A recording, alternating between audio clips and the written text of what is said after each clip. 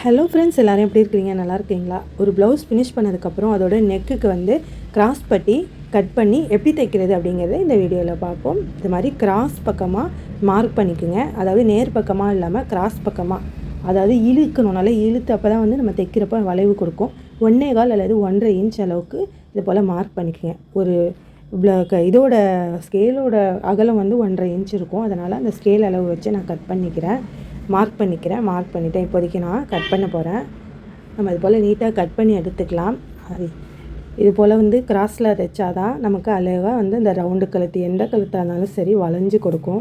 இல்லைனா நல்லா அழகாக வராது. கழுத்து பக்கம் இழுத்துக்கிட்டு இருக்கும். ஃபினிஷிங் வந்து நல்லா இருக்காது.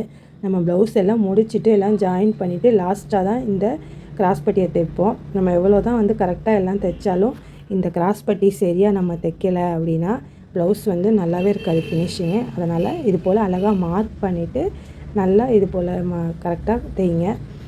இது வந்து முக்கியமாக இந்த பிகினருக்காக தான் நான் சொல்லித்தரேன். ஏன்னா அனுபவம் உள்ளவங்களுக்கு எல்லாமே தெரியும். இப்போ எப்படி இதை ஜாயின் பண்ணுறது? இது மாதிரி கிராஸாக இருக்குது. அப்போ பாருங்கள், அந்த கிராஸை வந்து ஆப்போசிட் சைடாக வச்சு மேலே வச்சு இது போல் நான் தைக்கிறது போல் நீங்கள் ஸ்டிச் பண்ணிக்கலாம். இதோட மேல் பக்கம் பார்த்திங்கன்னா ரொம்ப அழகாக இருக்கும். நம்ம இழுத்திங்கன்னா கூட அழகாக இழுக்க வரும். இப்போ பார்த்திங்கன்னா இது கிராஸாக இல்லை, நேராக இருக்குது. அப்போதைக்கு இது போல் ஒன்று மேலே ஒன்று இது போல் வச்சு கிராஸாக இப்படி ஒரு கோடு போட்டுக்கலாம். கோடு போட்டுட்டு அங்கே ஒரு தையல் போட்டுக்கோங்களேன். போட்டுட்டு நீங்கள் பெரட்டி பார்த்தீங்கன்னா பாருங்கள், அந்த கிராஸ் அழகாக வரும். இந்தமாரி கிராஸ் பீஸ் வைக்கிறப்ப இதுமாதிரி கிராஸில் தையல் போட்டிங்கன்னா ரொம்ப அழகாக இருக்கும். எக்ஸஸாக இருந்ததை வந்து கட் பண்ணிவிட்டேன். இப்போ கிராஸ்லாம் தைச்சிட்டேன். இப்போ வந்து அதை ரெண்டாக மடித்து தையல் போட்டுக்கலாம். அது ஸ்டார்டிங்கில் வந்து உள்பக்கமாக நல்லா மடித்து வச்சுக்கலாம்.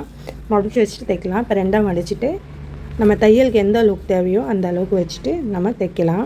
1/4 இன்ச் அளவுக்கு தையலுக்கு விட்டுட்டேன். ஒரு 3/4 இன்ச் அளவுக்கு இந்த துணி இருக்குது, கிராஸ் பீஸ் இருக்குது. இப்போ பாருங்கள், ஃபுல்லாக தையல் போட்டுக்குங்க. இது வந்து எல்லாருமே வந்து ரொம்ப நுணுக்கமாக சொல்லி தர மாட்டாங்கன்னு எனக்கு எப்படி தெரிஞ்சுக்கிட்டேன் அப்படின்னா, நான் டைலரிங் கிளாஸ் போனேன். எனக்கு ஏற்கனவே வந்து டைலரிங் நல்லா தெரியும். இருந்தாலும் வந்து கட்டிங்கில் கொஞ்சம் எனக்கு தடுமாற்றம் இருந்துச்சு.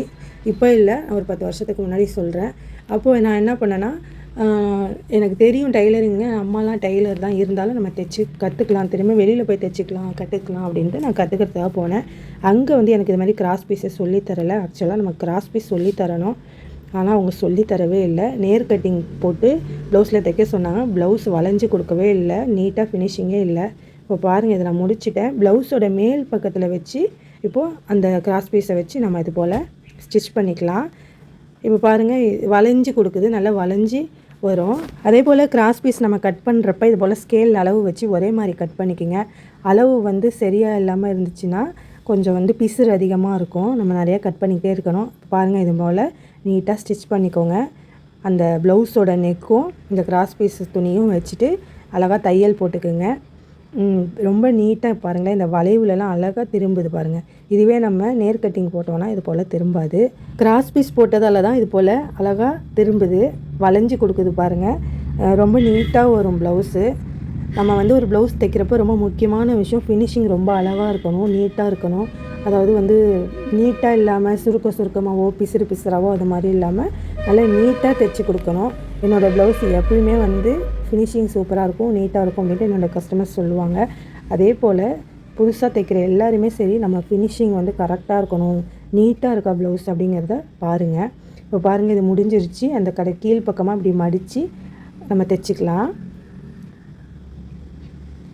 இப்போது 2 பக்கமுமே வந்து ஒரே அளவுக்கு வச்சு தையல் வச்சு தைச்சிருக்கிறேன்னா அப்படின்ட்டு பின்னாடி பக்கமும் ஒரு தடவை செக் பண்ணிக்கோங்க. பண்ணிவிட்டு இப்போது அந்த கிராஸ் பீஸை வெளி பக்கமாக வச்சு ஒரு படிமான தையல் ஒன்று போட்டுக்கணும்.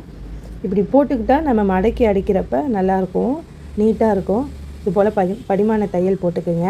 நிறைய பேர் வந்து ஹெம்மிங் தான் பண்ணுவாங்க கையால்.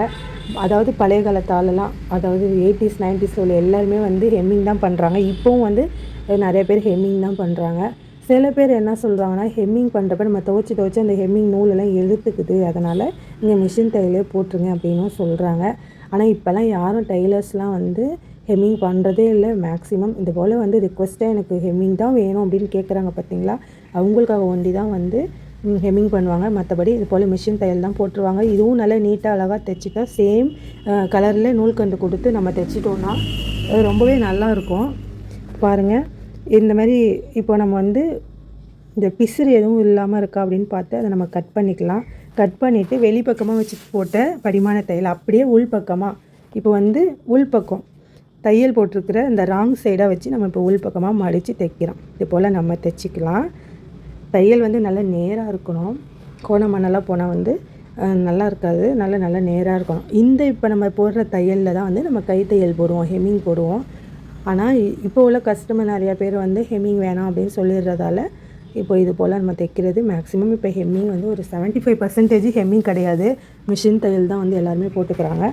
சில பேர் வந்து எனக்கு ஹெம்மிங் தான் நீட்டாக இருக்கும், அதுதான் வேணும்னு கேட்குறதால அவங்களுக்கு தேவையானதை அவங்களுக்கு நான் போட்டுருவேன். சில பேர் வந்து பைப்பிங் கேட்பாங்க, அதுவுமே வந்து ரொம்ப அழகாக இருக்கும். இப்போ பார்த்தீங்கன்னா இதை நான் ஃபினிஷ் பண்ணிட்டேன், ஸ்டிச் பண்ணிட்டேன். இப்போது இதிலே வந்து அந்த ஓரத்தில் அந்த இன்னொரு தையல் போட்டிங்கன்னா ரொம்ப ஃபினிஷிங் அழகாக இருக்கும். இதுவே போதுமானது. ஆனாலும் அந்த ஓரத்தில் வந்து தையல் போட்டிங்கன்னா ஃபினிஷிங் சூப்பராக இருக்கும். இப்போ பாருங்கள், அந்த ஓரத்தில் தையல் போடுறேன். முன்னெல்லாம் வந்து இந்த பார்ட்டி ஜாக்கெட்டில் ஒண்டி தான் வந்து இந்த மாதிரி தையல் போட்டுருவாங்க. சின்ன வயசுக்காரங்களுடைய ப்ளவுஸ்லாம் வந்து ஹெம்மிங் தான் இருக்கும். ஆனால் இப்போ அப்படிலாம் கிடையாது. எல்லாருடைய ப்ளவுஸுமே வந்து இந்த மாதிரி தையல் தான் போட்டுடுறாங்க. இதுவும் நீட்டாக இருக்கும். ரொம்ப நாள் வந்து பிரிஞ்சு வராது. ரொம்ப நாள் இல்லை, பிரிஞ்சே வராது. இதே ஹெம்மிங் போட்டால் கண்டிப்பாக பிரிஞ்சு வந்துடும். அந்த ஹெம்மிங் பிரிஞ்சிடும் நம்ம அதிகமாக யூஸ் பண்ணி துவைக்க. பாருங்களேன், இது ரொம்ப அழகாக நீட்டாக இருக்குது. கழுத்து எவ்வளோ அழகாக வளைவாக வந்திருக்கு பாருங்கள். இப்போ பேக் நெக் எப்படி இருக்குதுன்னு அதையும் பார்ப்போம். யூ கழுத்து ரொம்ப அழகாக வந்திருக்கு பாருங்கள். எங்கேயுமே வந்து சுருக்கம் இல்லாமல், துணி இழுத்துக்கிட்டு இல்லாமல், நல்ல வளைவுலாம் அழகாக கொடுத்துருக்கு. அவ்வளோதாங்க. இந்த வீடியோ பிடிச்சினா லைக் பண்ணுங்கள். மறக்காமல் என்னோடய சேனலை சப்ஸ்கிரைப் பண்ணிக்கோங்க.